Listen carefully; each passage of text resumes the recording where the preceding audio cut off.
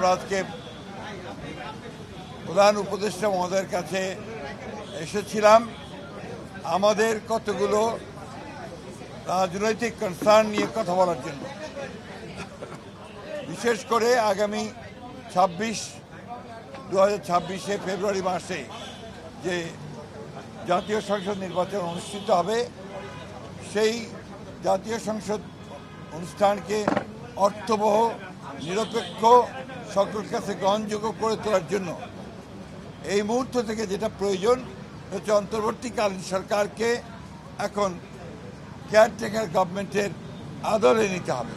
অর্থাৎ কেয়ারটেকার গভর্নমেন্টের বলতে আমরা যা বুঝাই, একটা তত্ত্বাবধায়ক সরকার, সেই ভূমিকায় তাদেরকে যেতে হবে।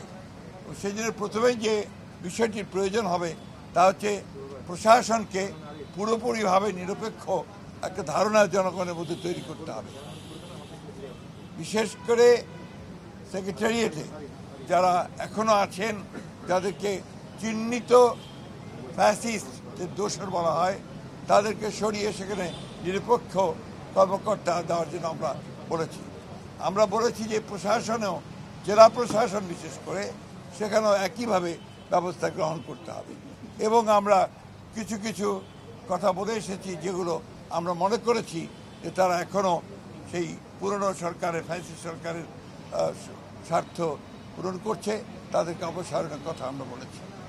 আমরা সেই সঙ্গে পুলিশের নিয়োগের ক্ষেত্রে, বিশেষ করে যে সমস্ত আপনার নতুন করে নিয়োগ দেওয়া হবে বা আপনার পদোন্নতি দেওয়া হবে, সেই ক্ষেত্রে একদম নিরপেক্ষ অবস্থা নেওয়ার কথা আমরা বলে এসেছি যে বিচার বিভাগে, বিশেষ করে হায়ার জুডিশিয়ারিতে এখনও যে সমস্ত ফ্যাসিস্টদের দোষর আছেন তাদেরকে সরিয়ে সেখানে নিরপেক্ষ বিচারকদের দেওয়ার ব্যবস্থা করতে হবে।